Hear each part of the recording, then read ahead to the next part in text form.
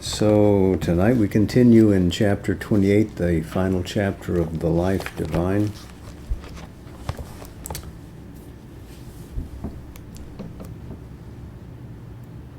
Sri Aurobindo was establishing that the foundation of a Gnostic life is inside and not outside. That we have to concentrate within to find the well springs of our spiritual existence and call forward the psychic and spiritual energies to uplift mind, life, and body. This is the demand on us if we are to achieve what is embedded in the cosmos as its great and sanguine purpose.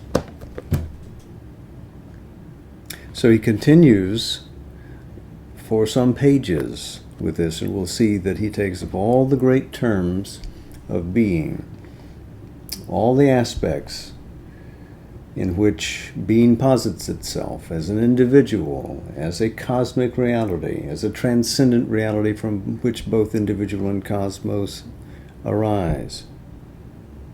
What is the nature of things? Calling the truth of that existence out, expressing it consciously, empowering that consciousness, arriving at the purpose of the universe, which is unending, untellable delight. So all this is coming in the next few pages. He begins, in the growth into a divine life, the spirit must be our first preoccupation. Until we have revealed and evolved it in ourself, out of its mental, vital, physical wrappings and disguises, extricated it with patience from our own body, as the Upanishad puts it, until we have built up in ourselves an inner life of the spirit, it is obvious that no outer divine living can become possible. So he's referring, when he says the Upanishad, he's referring to the Katha Upanishad. This is in the second chapter, it's the 13th verse, and it reads in his own translation, "When a man has heard, when he has grasped, when he has forcefully separated the righteous one from his body and won that subtle being, then he has delight, for he has got that which can indeed delight in."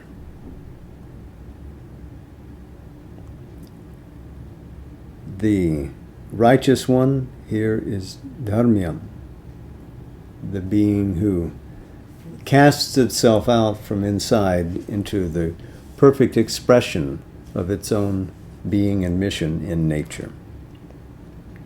Subtle being, the end of which delight. Back to the Life Divine, he continues, unless indeed it is a mental or vital Godhead that we perceive and would be, but even then, the individual mental being, or the being of power and vital force and desire in us, must grow into a form of that Godhead before our life can be divine in that inferior sense, the life of the infra-spiritual Superman, mental demigod, or vital titan, Deva or Asura. This again is a nod toward Nietzsche, who had the idea that we would grow beyond the ordinary, limited, pathetic man that we are into an Uberman, into a Superman, as it were. Sri Aurobindo distinguishes his idea of the supermind whenever he has the opportunity from that of Nietzsche. This inner life, once created, to convert our whole surface being, our thought, feeling, action in the world, into a perfect power of that inner life, must be our other preoccupation.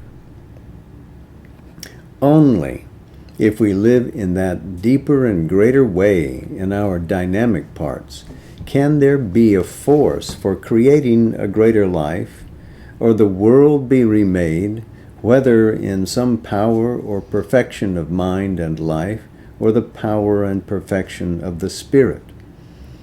A perfected human world cannot be created by men or composed of men who are themselves imperfect.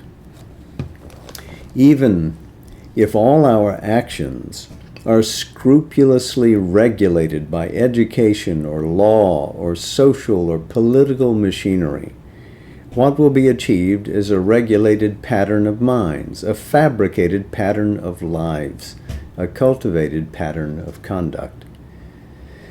But a conformity of this kind cannot change, cannot recreate the man within. It cannot carve or cut out a perfect soul or a perfect thinking man or a perfect or growing living being. For soul and mind and life are powers of being and can grow, but cannot be cut out or made. An outer process or formation can assist or can express soul and mind and life, but cannot create or develop it. One can indeed help the being to grow, not by an attempt at manufacture, but by throwing on it stimulating influences, or by lending to it one's forces of soul or mind or life. But even so, the growth must still come from within it, determining from there what shall be made of these influences and forces, and not from outside. This is the first truth that our creative zeal and aspiration have to learn. Otherwise, all our human endeavor is foredoomed to turn in a futile circle, and can end only in a success that is a specious failure. Specious means showy, plausibly defective. So here he goes. The first thing is to live from inside. Now, to be or become something, to bring something into being, is the whole labor of the force of nature. To know, feel, do are subordinate energies that have a value because they help the being in its partial self-realization to express what it is, and help it too in its urge to express the still more not yet realized that it has to be. But knowledge, thought, action, whether religious, ethical, political, social, economic, utilitarian, or hedonistic, whether a mental, vital, or physical form or construction of existence, cannot be the essence or object of life. They are only activities of the powers of being or the powers of its becoming, dynamic symbols of itself, creations of the embodied spirit, its means of discovering or formulating what it seeks to be. So all the emphasis again here is on being, is on reality, is on Sat.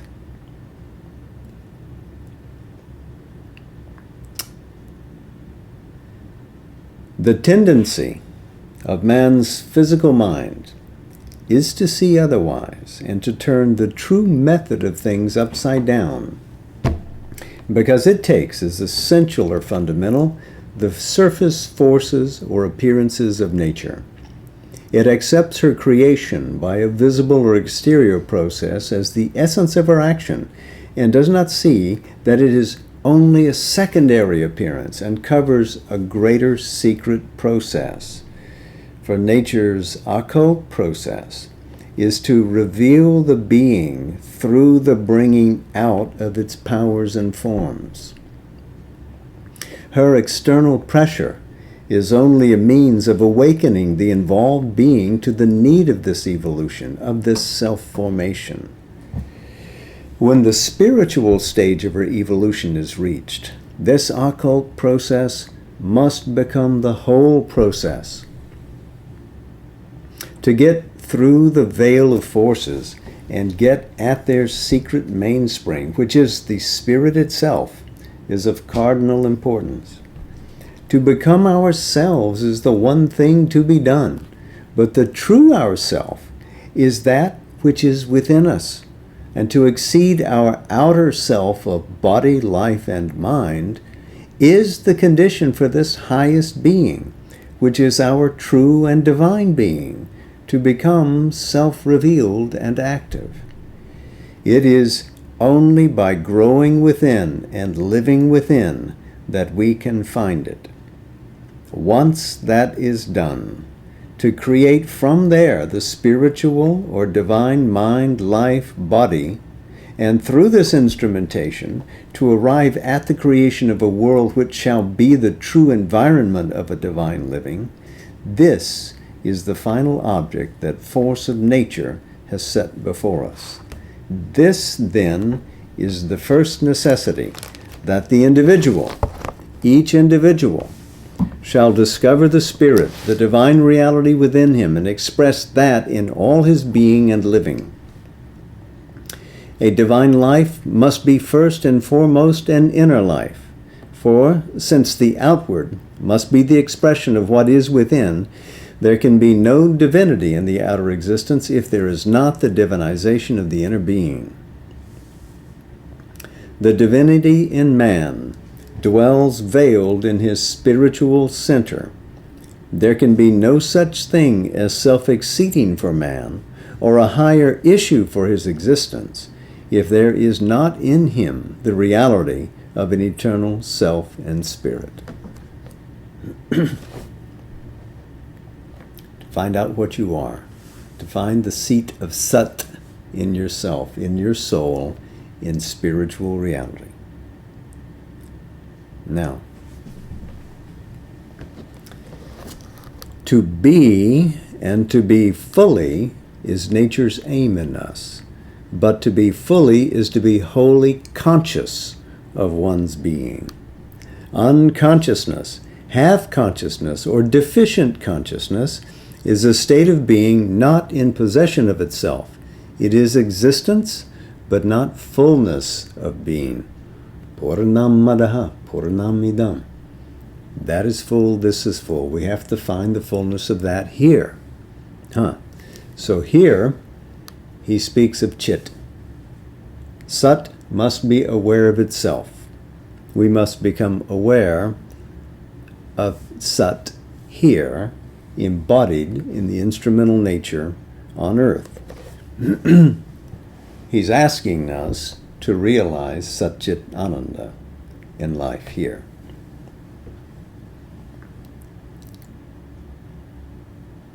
To be aware wholly and integrally of oneself and of all the truth of one's being is the necessary condition of true possession of existence. This self-awareness is what is meant by spiritual knowledge.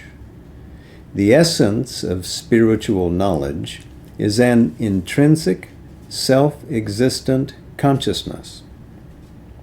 All its action of knowledge, indeed all its action of any kind, must be that consciousness formulating itself. All other knowledge is consciousness oblivious of itself and striving to return to its own awareness of itself and its contents. It is self-ignorance laboring to transform itself back into self-knowledge. And remember, for Sri Aurobindo, true knowledge is knowledge by identity. You always discover the essence of the other thing to be essentially one with you, not different. So it's one being multiplied endlessly to the view.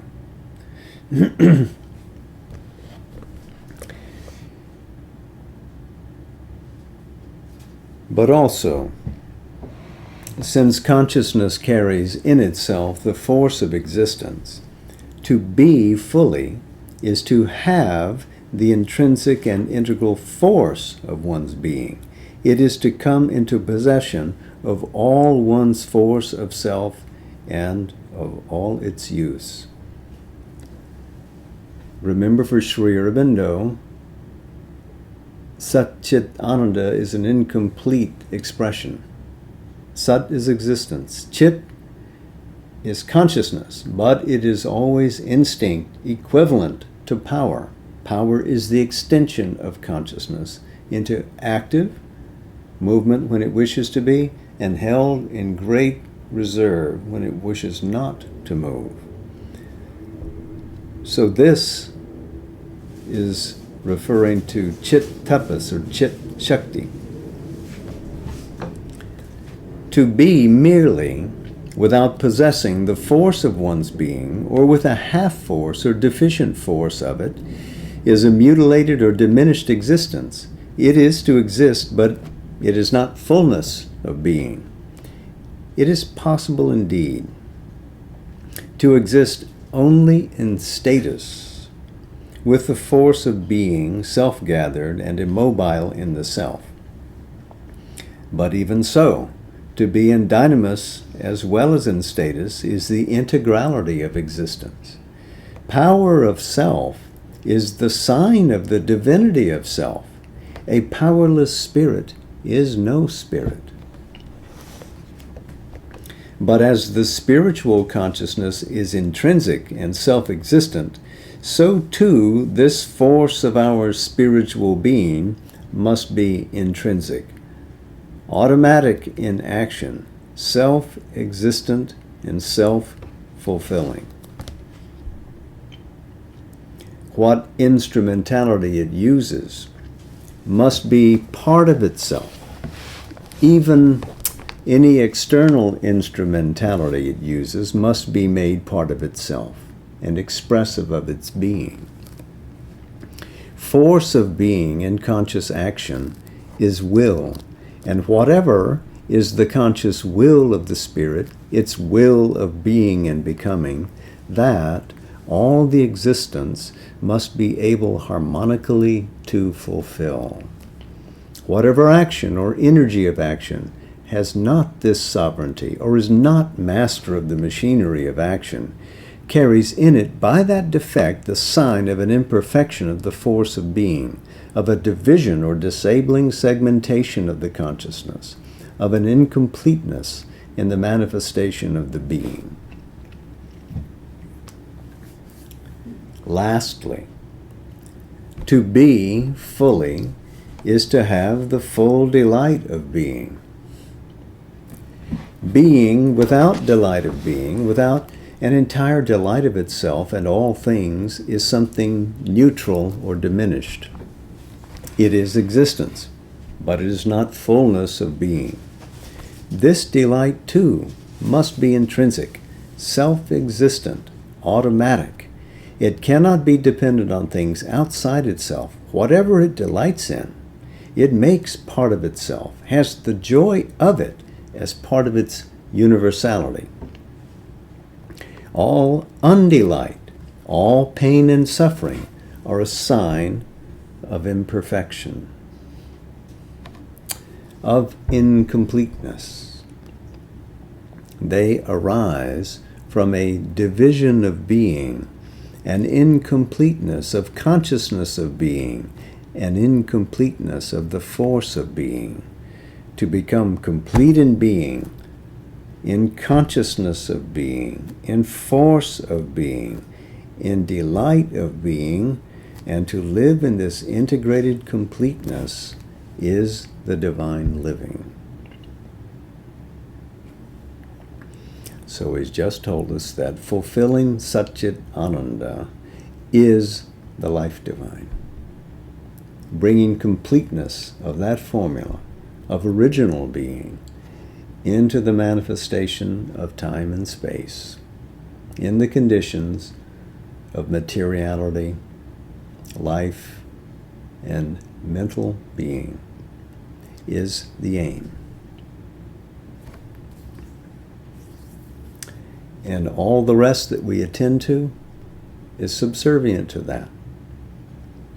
This is the essential work, to recapture that and express true being, true consciousness, and capture thereby true delight. So this defines our individual mission. This is what our soul has come here to do as a spark of the divine. Now he moves a step beyond.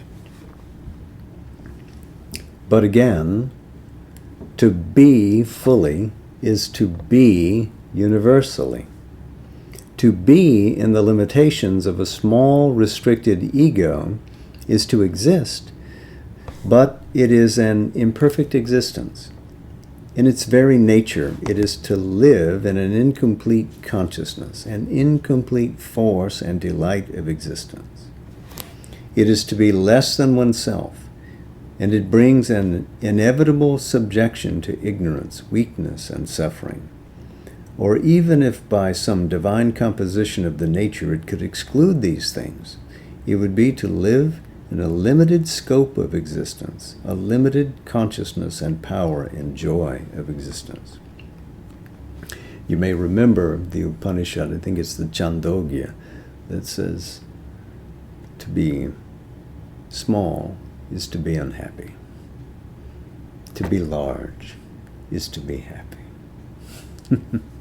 To live at one with all this.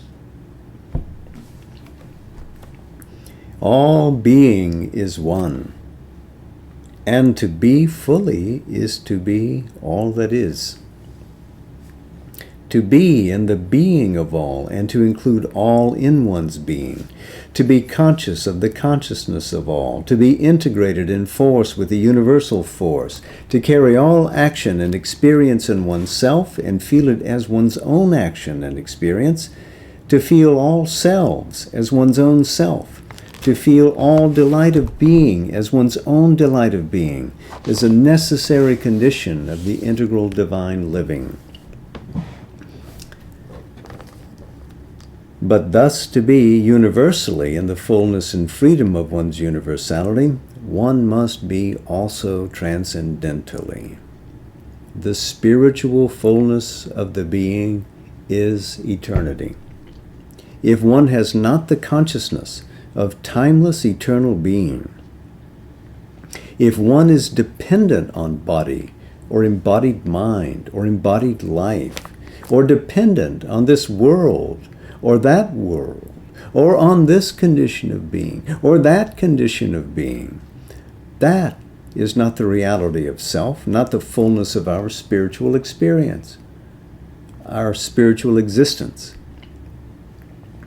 To live only as a self of body, or be only by the body, is to be an ephemeral creature, subject to death and desire and pain and suffering and decay and decadence.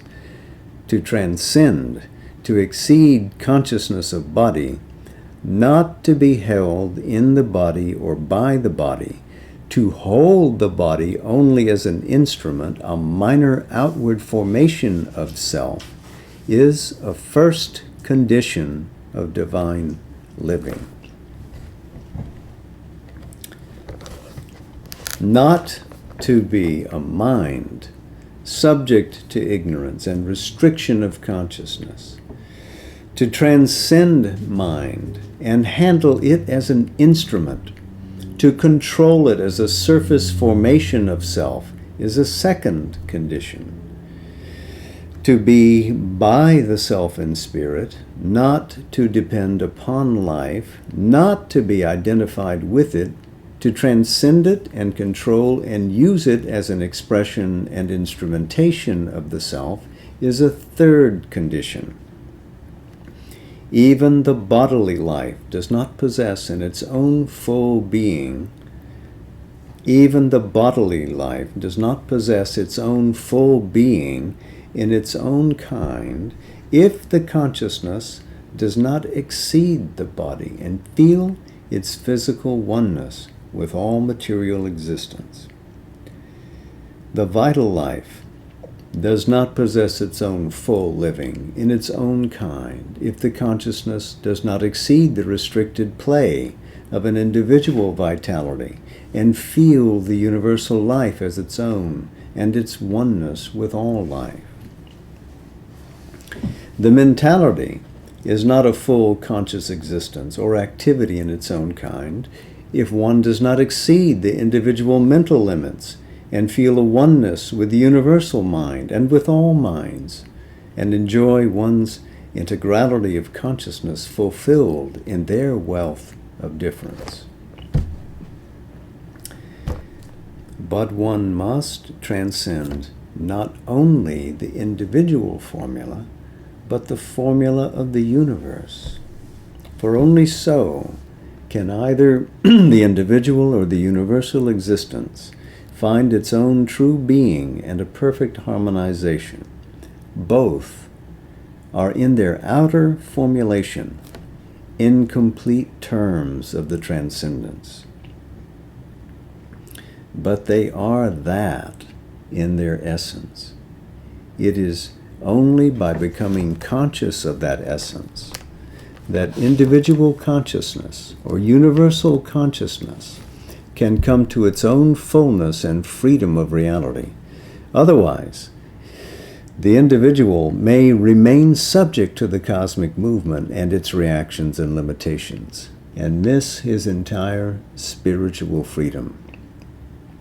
He must enter into the supreme divine reality, feel his oneness with it, live in it, be its self-creation. All his mind, life, physicality must be converted into terms of its supernature. All his thought, feelings, actions must be determined by it and be it, its self-formation. All this can become complete in him only when he has evolved out of the ignorance into the knowledge, and through the knowledge into the supreme consciousness and its dynamis and supreme delight of existence. But some essentiality of these things and their sufficient instrumentation can come with the first spiritual change and culminate in the life of the Gnostic supernature. And that first spiritual change is, of course, living within, profoundly within, going beyond the subliminal being, finding the source of the soul, widening to experience the self all around, exceeding the body, exceeding the mind, exceeding the life, exceeding all forms, including that of the universe, and recognizing and living in, identified with it, rediscovering oneself in the transcendence, which is beyond all this articulation of universe and person in this world. So those three terms of being: individual, universe, and transcendence.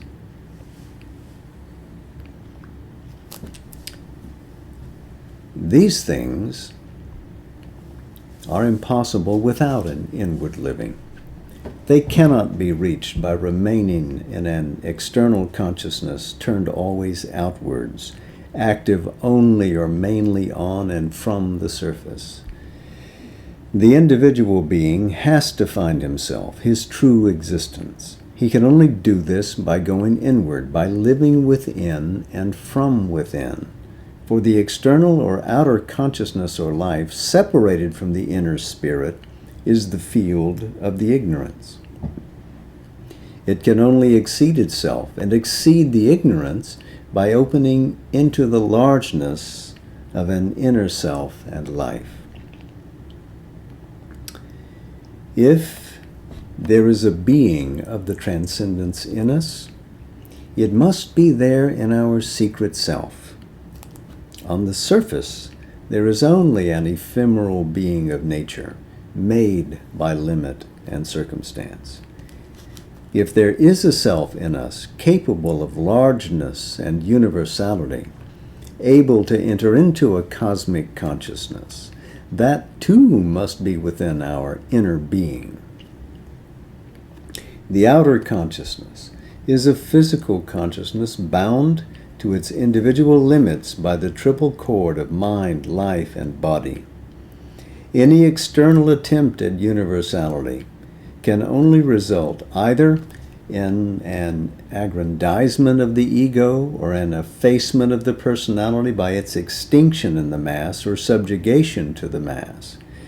It is only by an inner growth, movement, action, that the individual can freely and effectively universalize and transcendentalize his being.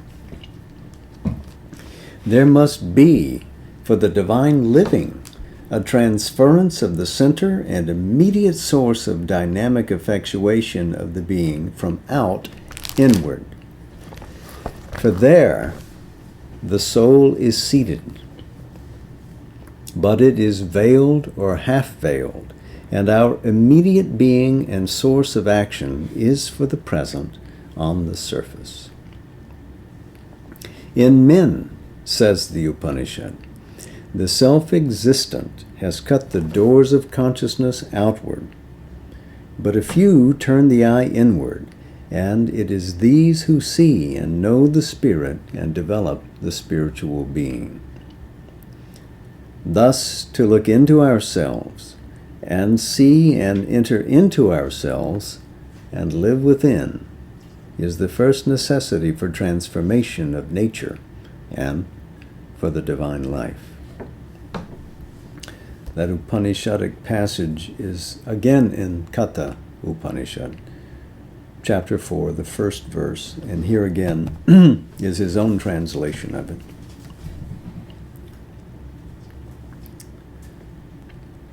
The self-born has set the doors of the body to face outwards. Therefore, the soul of a man gazes outward, and not at the self within, Antaratman. Hardly a wise man, Dhira, here and there, desiring immortality, Amrita, turns his eye inward and sees the self within him.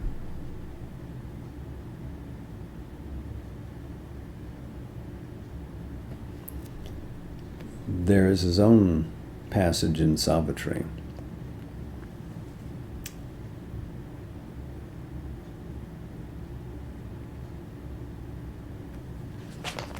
Which expresses the same thing.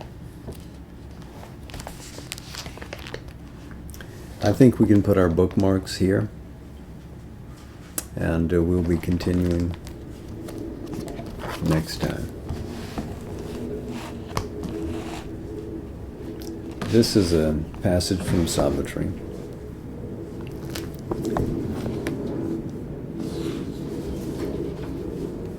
Which is in Book 2, the Book of the Traveler of the Worlds, the Kingdoms of the Greater Knowledge.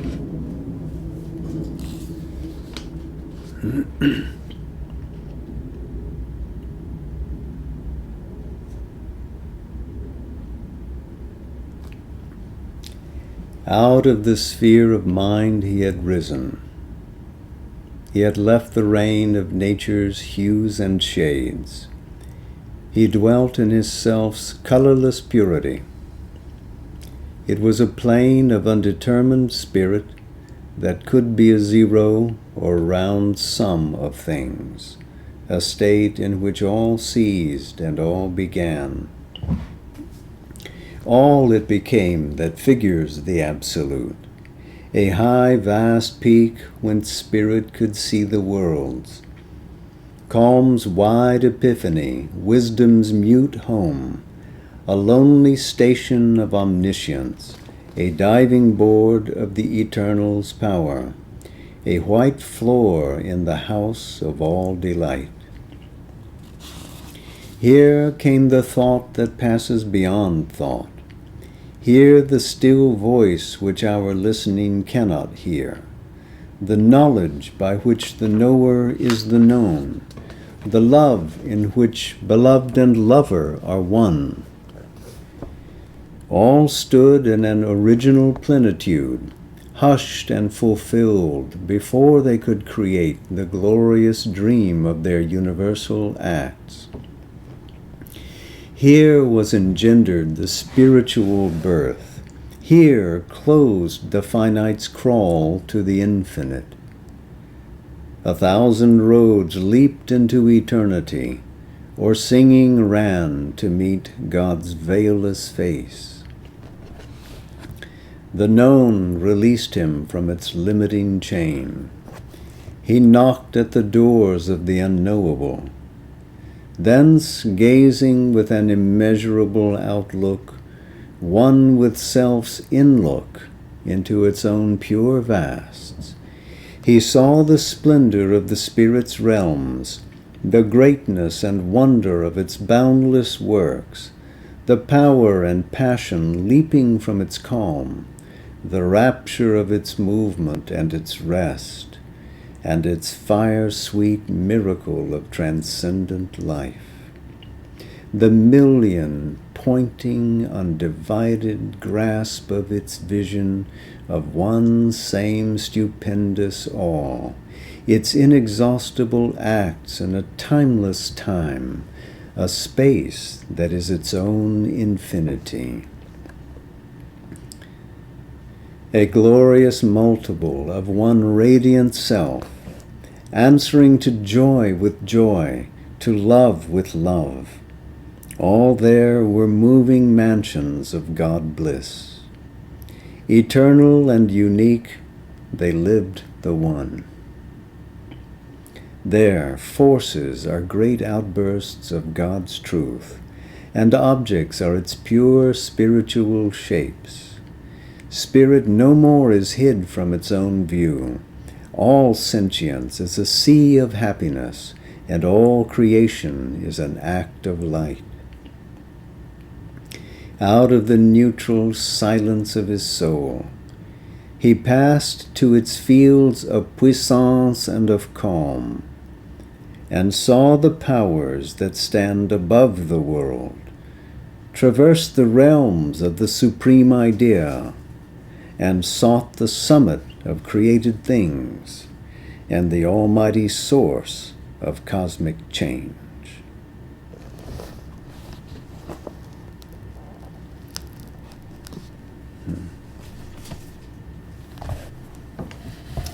Namaste. Jai Ma.